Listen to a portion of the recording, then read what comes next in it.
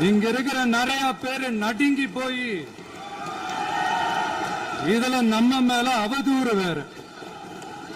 இப்ப புதுசா ஒரு வெப்பன் ஒண்ணு கொண்டு வந்திருக்காங்க. அது என்ன தெரியுமா? அவங்க தயவால தான் நம்ம ஆட்சி நடக்குதான். மக்கள் தயவால இந்த ஆட்சி நடந்துகிட்டு இருக்கு.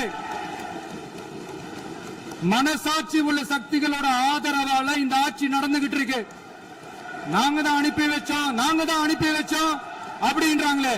அனுப்பி வச்சவங்களுக்கு மினிஸ்ட்ரியில இடம் கொடுத்தா ஏன் கதறீங்க? ஏன் இவ்வளவு கோபம்?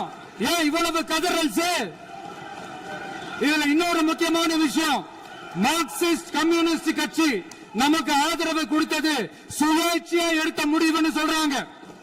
அதே மாதிரி இந்திய கம்யூனிஸ்ட் கட்சி நமக்கு ஆதரவு கொடுத்தது சுயேட்சையா எடுத்த முடிவுன்னு சொல்றாங்க. இதுல எங்க இருந்து நாங்க தான் அனுப்பி வச்சோம்னா புரியலையே. மக்களுக்கு நல்லா புரியும்.